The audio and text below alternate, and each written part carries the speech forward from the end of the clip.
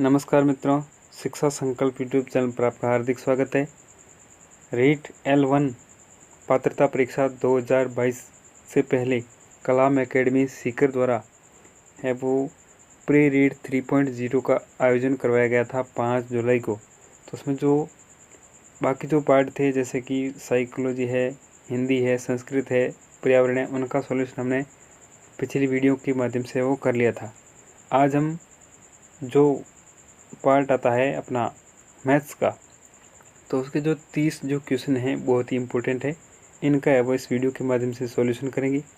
तो आप वीडियो को बिल्कुल भी स्किप ना करें और वीडियो को है वो अंत तक ज़रूर देखें ताकि आपको है वो पूरा समझ में आ सके। तो ये है मैथ के पार्ट का अपना पहला क्वेश्चन कि अंक 0, 1, 2, 7, 9 के प्रयोग से बनने वाली 5 अंकों की सबसे बड़ी व सबसे छोटी संख्या का अंतर ज्ञात करो। ये जो 5 अंक दिए गए हैं इनका प्रयोग करते हुए आपको 5 अंकों की सबसे बड़ी और सबसे छोटी संख्या बनानी है और उसके बाद में उसका है वो अंतर ज्ञात करना है।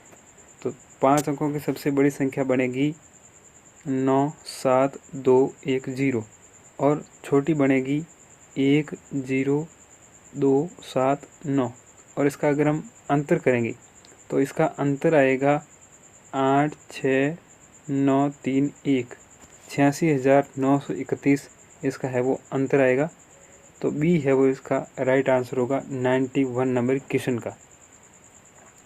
अगला क्वेश्चन है 3 की पावर 142 को 5 से भाग देने पर क्या शेषफल प्राप्त होगा।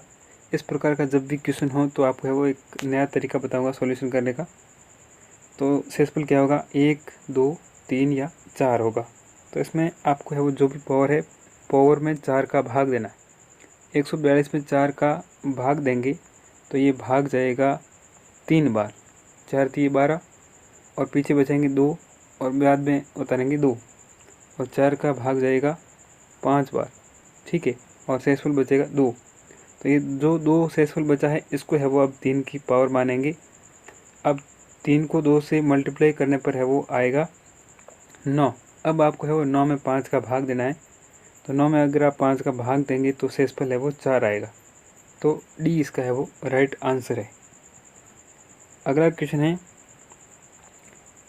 निम्न में से असत्य कथन है, जो कथन गलत है वो आपको बताना है।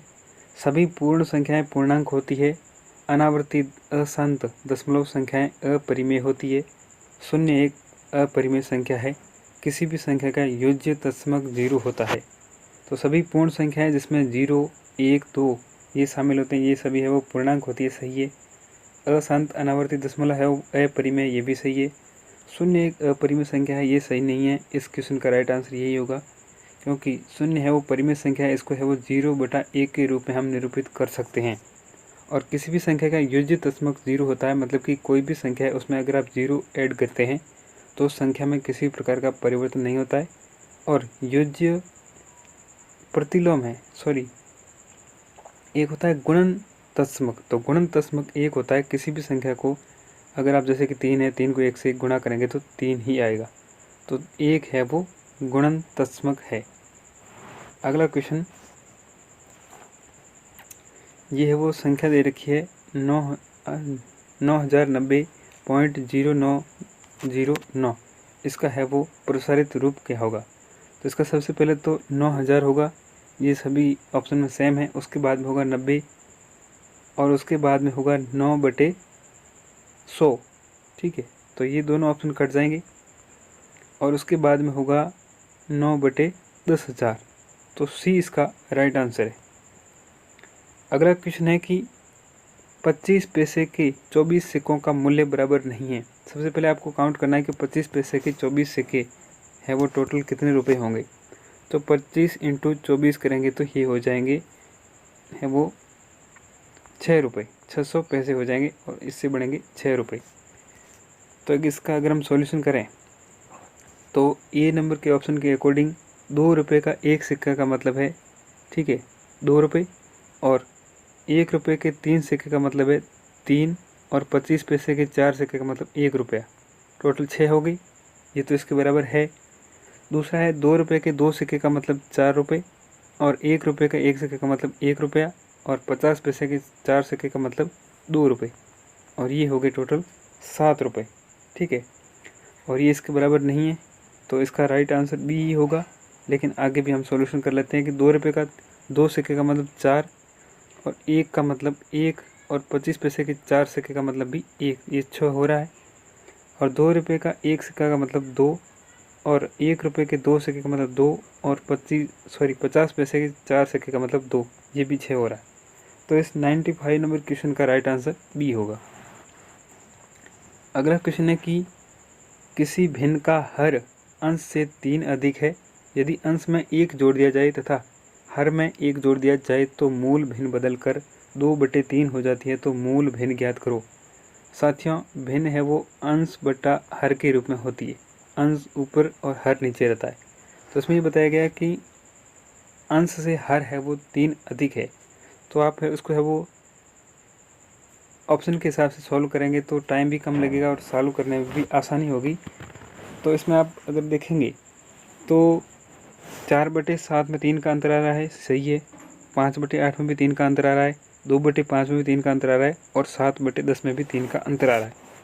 तो अगर हम पहले ऑप्शन के अकॉर्डिंग चेक करें तो 4/7 है, ठीक है, और 4 से 7 यहाँ पे है वो 3 का अंतर आ रहा है, और उसके बाद में 1 जोड़ दिया जाए तो ये 5/8 हो जाएगी, और अपन को चाहिए 2/3। और 2 नंबर का जो ऑप्शन है, तो 5 में अगर हम 1 जोड़ें तो 6, और 8 में 1 जोड़ें तो 9। अगर इसको हम सरल रूप में करें तो 3 का 2 बार, और इसमें 3 का भाग 3 बार, 2/3 आ रहा है। तो अपना बी ही इसका राइट आंसर है। और ये जो सी है, इसमें 2 में 1 ऐड करें तो 3, और 5 में 1 ऐड करें तो 6। इसका सरल रूप होगा 1/2। और 7/10 में 7 में 1 ऐड करें तो 8, और 10 में 1 ऐड करें तो 11। तो इस क्वेश्चन का राइट आंसर बी होगा। अगला क्वेश्चन है, दी गई संख्याओं का सही आरोही क्रम है। इन संख्याओं को आपको है वो बढ़ते क्रम में व्यवस्थित करना है। तो अगर आप इसको है वो सॉल्व करते हैं तो जो मैं तरीका अपना रहा हूँ, ये तरीका अगर आप अपनाएं या फिर अन्य तरीके से करें, बहुत ही आसान है। जैसे मैं वज्र गुणा करूँगा, 10 का 4 से करूँगा 40, और 15 का 3 से करूँगा 45। तो ये 40 है वो छोटी होगी, 4/15 छोटी होगी, और उसके बाद में 4/15 और 1/3 को आपस में है वो करूँगा वज्र गुणा। तो 15 एकम 15, और 4 तिये 12, ठीक है। तो ये 4/15 है वो सबसे छोटी है। तो ऑप्शन नंबर पहला भी कट गया और तीसरा भी कट गया। उसके बाद में है वो 3/10, ये है वो 1/3 से है वो छोटी है, ठीक है। और 4/15 सबसे छोटी है, तो डी इसका राइट आंसर होगा। ये है वो आरोही क्रम में व्यवस्थित भिन्न है। अगला क्वेश्चन है, n+10 n+14 तीनों अभाज्य संख्याएं हों तो n के संभावित मानों की संख्या है। जो आपका n का मान है वो ज्ञात करना है, और उसके बाद में n के कितने मान संभव हो सकते हैं, 0, 1, 2 या 3। तो दोस्तों, इसमें जो n का मान है वो एक ही संभव है, जो अभाज्य संख्या है। तो n का मान है वो 3 होगा, और n+10 ये हो जाएगा 13, और n+14 ये हो जाएगा 17, और ये n का है वो एक ही मान संभव है 3।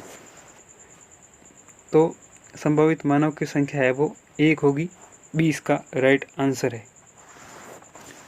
अगला क्वेश्चन है कि वह छोटी से छोटी संख्या ज्ञात कीजिए जिसे 12, 15, 20 और 54 से विभाजित करने पर प्रत्येक मामले में है वो 8 से बचता है। इसमें आपको क्या करना है, एलसीएम ज्ञात करना है, और उसके बाद में 8 से बचता है। तो इसका राइट आंसर क्या होगा, 540, 556, 532 या 548। अगर आप एलसीएम ज्ञात करते हैं, ठीक है, तो एलसीएम ज्ञात करने के बाद में है वो एलसीएम कुछ इस प्रकार से आएगा। आपका इसमें जो एलसीएम है वो आने वाला है 540, ठीक है। 540 अगर एलसीएम आता है तो संख्याएं हैं वो आपस में एक दूसरे से सभी विभाजित हो रही है, लेकिन अपन को 8 शेषफल बचना चाहिए। तो 540 में 8 ऐड करने हैं, और हो जाएगा 548। डी इसका राइट आंसर है। अगले क्वेश्चन की तरफ पढ़ते हैं।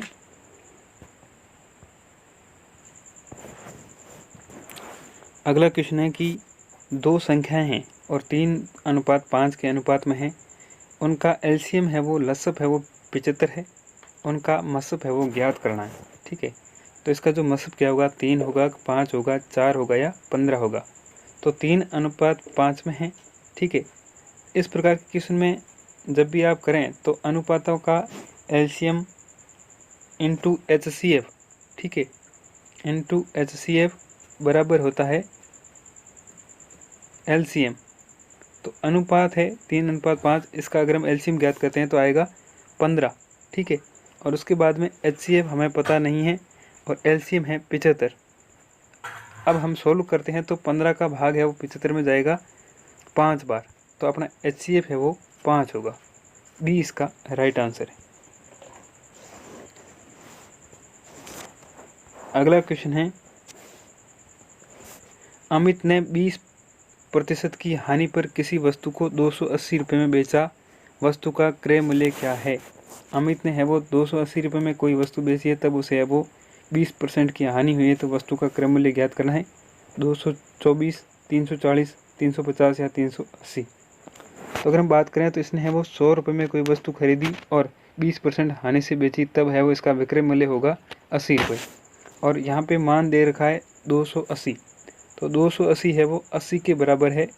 ठीक है, और हमें ज्ञात क्या करना है, क्रय मूल्य ज्ञात करना है, तो इंटू 100 कर दो आप, हमें है वो यहाँ से यहाँ तक पहुँचना है। तो अगर हम इसे काट देते हैं तो ये 0 से 0 कट गया, यहाँ पे है वो 4 बार और यहाँ पे है वो 2 का 5 बार, और यहाँ पे 4 का है वो 280 में 70 बार।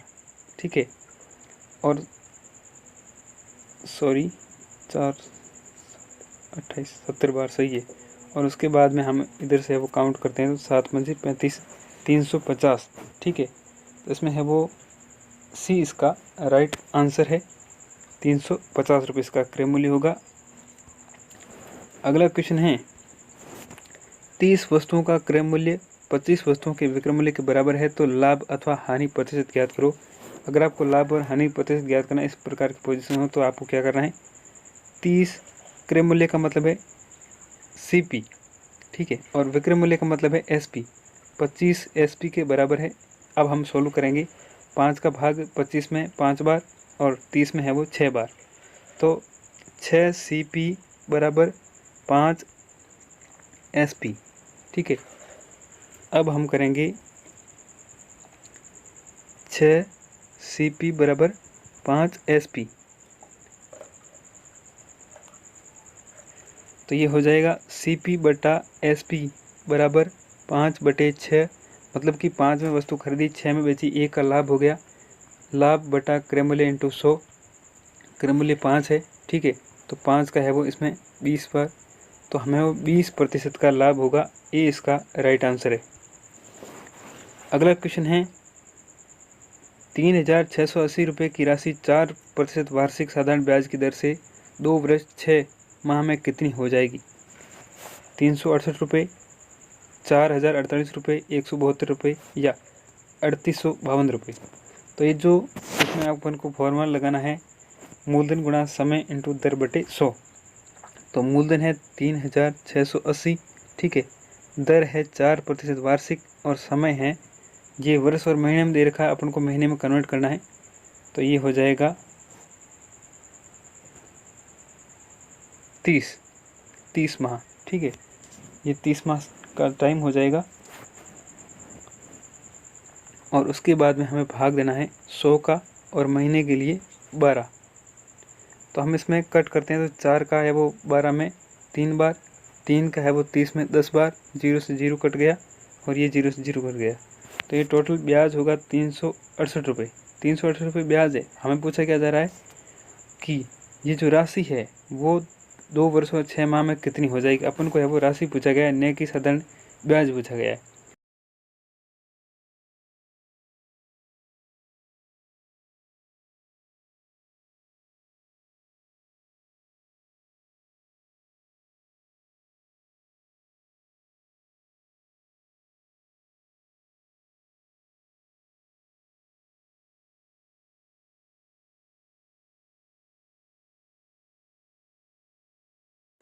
तो इसमें अपन जैसे ही ये काउंट करते हैं, ठीक है, तो इसमें जो मूलधन है वो 3,680 रुपये है और 368 रुपये ब्याज है, और इसको टोटल करते हैं तो ये होता है 4,048। मेरे अकॉर्डिंग ऑप्शन नंबर 20 का राइट आंसर होगा, क्योंकि हमें है वो पूरी राशि पूछी गई है कितनी हो जाएगी।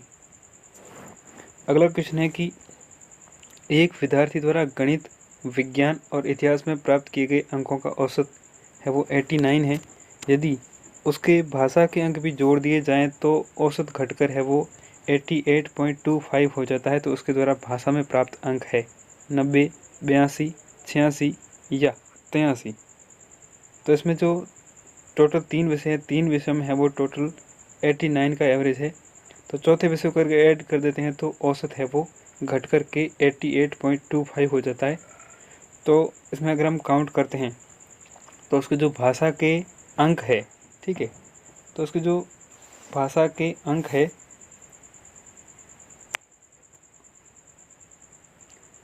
तो इसमें जो भाषा के अंक है वो 86 मतलब कि 86 होंगे। सी इसका राइट आंसर है। अगला क्वेश्चन है कि 34 व्यक्ति किसी कार्य को 12 दिन में कर सकते हैं, तो बताओ कितने और व्यक्ति काम पर लगाए जाएं कि वह कार्य 8 दिन में समाप्त हो जाए। इस प्रकार का जो क्वेश्चन है इसमें आपको एक फॉर्मूला लगाना होता है कि टोटल व्यक्ति है 34 है, ठीक है, एक कार्य है और 12 दिनों में करते हैं। तो ये 34 में और व्यक्ति कितने लगाने, तो x व्यक्ति लगाने हैं और कार्य है वो 8 दिन में होना चाहिए और कार्य एक ही है। तो सोल्व करते हैं तो यहाँ पे 4 का भाग 8 में 2 बार और 12 में 3 बार, ठीक है।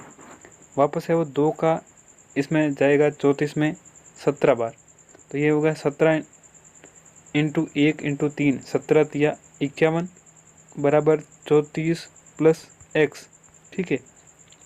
तो अगर हम सोल्व करते हैं तो 51 माइनस 34 बराबर x, तो 17 बराबर x का मान है वो 17 आएगा। तो इसमें है वो बी इसका राइट आंसर होगा, ठीक है। आगे बढ़ते हैं। ये है वो एक तरह का त्रिभुज का चित्र दे रखा है, सॉरी एक आकृति दे रखी है। इसमें से आपको है वो कोण ज्ञात करने हैं, ठीक है। यदि पी क्यू समांतर आर एस और कोण एम एक्स क्यू बराबर 135 डिग्री तथा कोण एम वाई आर बराबर 40 डिग्री हो तो कोण एक्स एम वाई बराबर क्या होगा, ठीक है। तो इसमें है वो एक्स एम वाई ये है, ये अपन को ज्ञात करना है। तो ये 135 है और ये 40 है और ये सरल रेखा है, तो ये सामने वाला कोण है वो कितना होगा, ये कोण होगा 140 डिग्री का, क्योंकि सरल रेखा पर जो भी कोण होता है उसकी पूरी है वो दोनों की योग है वो 180 डिग्री होता है। तो ये 140, ये 135 और ये 135 के सामने वाला कोण है वो 45 होगा, ठीक है। और अपन के अंदर वाला कोण पूछा है तो इसका टोटल अपन को योग करना है कि 45 और 40 कितने होते हैं, 85 होते हैं। अगर अपन के इधर का कोण पूछता तो हमें वो 135 और 140 को योग करना था। तो डी इसका राइट आंसर होगा। अगला क्वेश्चन है, निम्न में से सत्य नहीं है कि पूरक कोणों का योग 90 डिग्री होता है, समपूरक कोणों का योग एक समकोण होता है और त्रिभुज के दो कोण सदैव न्यूनकोण होते हैं। जब दो समांतर रेखाओं को तिर्यक रेखा काटती है तो एकांतर कोण बराबर होते हैं। पूरक कोणों का योग 90 डिग्री होता है, सही है, और ये एक समकोण के बराबर होता है। संपूरक कोणों का योग एक समकोण के बराबर होता है, ये गलत है, क्योंकि संपूरक कोणों का योग है वो 180 डिग्री होता है और ये है वो दो समकोण के बराबर होता है। और त्रिभुज के दो कोण सदैव न्यूनकोण होते हैं, सही है, और अधिकतम है वो तीनों है वो न्यूनकोण हो सकते हैं। जब दो समांतर रेखाओं को तिर्यक रेखा काटती है तो एकांतर कोण बढ़ते हैं। जैसे ये दो समांतर रेखाएं हैं, ये तिर्यक रेखा है, तो ये इस तरह का ये कोण और ये कोण है वो आपस में बराबर होंगे, ठीक है। अगला क्वेश्चन है, नीचे दी गई बारंबारता सारणी के लिए 50 वर्ष से कम आयु के व्यक्तियों की संख्या है। ये सारणी दी गई है, इसमें आपको ये बताना कि 50 वर्ष से कम आयु के व्यक्तियों की संख्या कितनी है। तो 20 से 30 आयु वर्ग के 8 व्यक्ति है, 30 से 40 के 13 है और 40 से 50 के 7 है, और अपन को 50 वर्ष की आयु तक के व्यक्तियों की संख्या पूछी है। तो 8 + 13 + 7, ठीक है, और टोटल होंगे 28। तो सी इसका राइट आंसर है। अगला क्वेश्चन है, एक त्रिभुज में हो सकते हैं 2 समकोण, 2 अधिकोण, अधिक से अधिक 2 न्यूनकोण या 3 न्यूनकोण।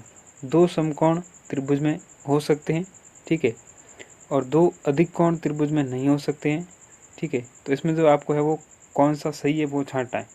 तो अधिक से अधिक 2 न्यूनकोण और 3 न्यूनकोण। तो इसमें अगर हम बात करें तो 3 न्यूनकोण हो सकते हैं, डी इसका राइट आंसर है। अधिक से अधिक 2 न्यूनकोण नहीं हो सकते, अधिक से अधिक 3 न्यूनकोण हो सकते हैं। अगला क्वेश्चन है, दी गई आकृति में x का मान ज्ञात कीजिए। ये जो आकृति दी गई है इसमें आपको x का मान ज्ञात करना है। तो इसमें अगर हम बात करते हैं, ये कोण 60 डिग्री और ये जो कोण है CDF, इसका मान हो जाएगा कितना, इसका मान होगा, क्योंकि सरल रेखा पे कोण बनाए और इस तरफ बनाए तो इसका है वो 90 डिग्री, ये समकोण है और ये 60 डिग्री है। तो 9 और 6 15 150, और इस कोण का ये x के अंदर का ये कोण बनता है, इसका मान हो जाएगा, ठीक है, 30 डिग्री। तो ये 30 डिग्री है, ये सरल रेखा है, तो ये x का मान है वो 150 डिग्री होगा। डी इसका राइट आंसर है। अगला क्वेश्चन है कि एक आयत का परिमाप 34 सेंटीमीटर है और विकर्ण 13 सेंटीमीटर, तो इसका क्षेत्रफल कितना होगा। 480 centimetre square, 240 centimetre square, 120 centimetre square या 60 सेंटीमीटर स्क्वायर। तो 60 स्क्वायर का हम हल कर देते हैं तो इसमें टाइम ज़्यादा लग रहा है, इस कारण मैं आपको बता दूं कि इसका राइट आंसर है वो 60 सेंटीमीटर स्क्वायर होगा। और इसका मैं तरीका भी आपको बता देता हूँ कि ये परिमाप 34 सेंटीमीटर, परिमाप है वो 2 गुणा लंबाई प्लस चौड़ाई होता है। तो लंबाई प्लस चौड़ाई बराबर कितनी होगी, 17, ठीक है। और विकर्ण है वो 13 सेंटीमीटर है, तो विकर्ण बराबर होता है लंबाई स्क्वायर प्लस चौड़ाई स्क्वायर। लंबाई प्लस चौड़ाई का स्क्वायर करते हैं तो विकर्ण स्क्वायर होता है, ठीक है।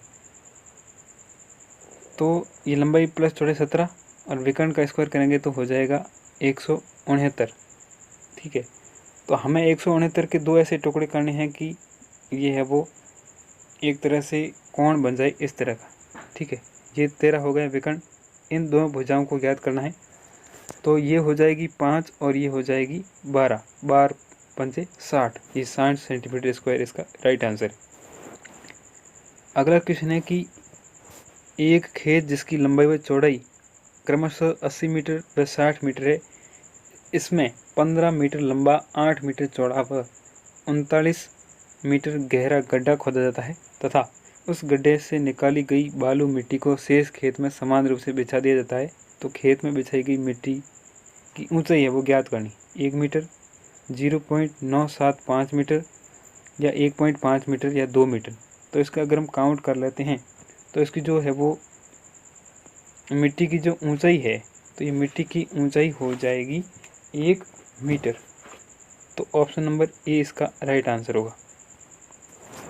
अगला क्वेश्चन है कि दीक्षांत ने 12 किलोग्राम सब्जी खरीदी, जिसमें से 4 किलोग्राम 150 ग्राम टमाटर, 5 किलोग्राम 750 ग्राम प्याज और शेष आलू है। तो आलू का वजन कितना है। टोटल सब्जी होगी 12 केजी। सबसे पहले अगर हम बात करें टमाटर की तो 4 केजी और 150 ग्राम और 5 केजी और 750 ग्राम है वो प्याज है। इसको अगर हम टोटल करते हैं तो 0, 5 और 5 10 का 0 हासिल 1, 7 और 8 900 ग्राम हो गया और ये 9 किलो 900 ग्राम हो गया। 12 किलो में से 9 किलो 900 ग्राम घटाते हैं तो शेष बचते हैं 2 किलो और 100 ग्राम। तो ऑप्शन नंबर ए इसका राइट आंसर है। अगला क्वेश्चन है कि गणित की प्रकृति के संबंध में सही नहीं है। गणित तार्किक होती है, गणित अविशिष्ट होती है, गणित में सामान्यीकरण का क्षेत्र व्यापक होता है और गणित अमूर्त होती। तो दोस्तों गणित है वो अविशिष्ट नहीं होती है, बी इसका राइट आंसर है। अगला क्वेश्चन है कि गणित में प्रश्न हल करने का कौशल नहीं है। कंठस्थ करना, विवेचना करना, चर का प्रयोग करना या प्रतिरूप देखना। तो कंठस्थ करना ये रटने पर आधारित है, ये है वो गणित का कौशल नहीं है, ये इसका राइट आंसर है। अगला क्वेश्चन है 1/5 और 1/4 से छोटा है, मतलब कि 1/5 1/4 से छोटा है, ये समझाने के लिए कौन सी शिक्षण सामग्री या पद्धति का प्रयोग करेंगे। संख्या चार्ट, डायनिस ब्लॉक, अबेकस या कागज़ की पट्टियाँ। तो इसके लिए अगर हम है वो कागज़ की पट्टियों का उपयोग करेंगे, डी इसका राइट आंसर है। अगला क्वेश्चन है 36 × 4 का हल करते समय विद्यार्थी ने निम्न प्रकार हल किया। ठीक है, तो इसका है वो कारण आपको बताना है कि विद्यार्थी को इकाई अंकों को गुणा करने की अवधारणा का ज्ञान नहीं है, विद्यार्थी को स्थानीय मान की अवधारणा का ज्ञान नहीं है, विद्यार्थी को इकाई व दहाई की अवधारणा को समझ नहीं है, और विद्यार्थी ने भूलवश त्रुटिपूर्ण उत्तर निकाला, उसे गुणा करने की सभी अवधारणाओं की समझ है।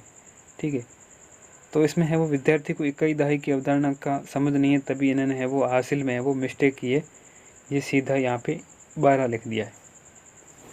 अगला क्वेश्चन है कि गणित विज्ञान का द्वार एवं कुंजी है, ये परिभाषा किसने दी? Carl Friedrich Gauss, Comte, Roger Bacon, Hogben. तो गणित सभ्यता और संस्कृति का गणित है वो विज्ञान का द्वार है कुंजी है, ये रोजर बेकन की परिभाषा है, और गणित सभ्यता और संस्कृति का दर्पण है, ये हॉगबेन की परिभाषा है। अगला क्वेश्चन है गणित की भाषा के संबंध में असत्य कथन है कि गणित में कथन हमेशा असंदिग्ध होते हैं, गणित की भाषा सरल व संक्षिप्त होती है, गणित की भाषा अलंकारिक होती है, और गणित की भाषा अंतर्राष्ट्रीय सार्वभौमिक होती है। तो साथियों, गणित की भाषा है वो कभी भी अलंकारिक नहीं होती है, सी इसका राइट आंसर है। अंतिम क्वेश्चन है कि गणित में नैदानिक परीक्षण का उद्देश्य नहीं है, जो नैदानिक परीक्षण किया जाता है उसका उद्देश्य कौन सा नहीं है? गणित की अवधारणाओं को समझने में आने वाली कठिनाई को दूर करना, बच्चों की समझ में अंतर को जानना, प्रगति रिपोर्ट तैयार करना, बच्चों का उपचारात्मक शिक्षण करना। तो नैदानिक जो परीक्षण होता है उसमें जो बालक की जो कमजोरी है उसके कारणों का पता लगा जाता है, और उसके बाद में उपचारात्मक शिक्षण है वो प्रदान किया जाता है। लेकिन प्रगति रिपोर्ट तैयार करना ये नैदानिक परीक्षण का उद्देश्य नहीं है, सी इसका राइट आंसर है। प्रगति रिपोर्ट तैयार करना ये है वो उपलब्धि परीक्षण, जो अचीवमेंट टेस्ट होता है, उसका उद्देश्य होता है। तो दोस्तों, ये थी महत्वपूर्ण 30 क्वेश्चन। चैनल को सब्सक्राइब करें, वीडियो को लाइक और शेयर करें। धन्यवाद दोस्तों, जय हिंद।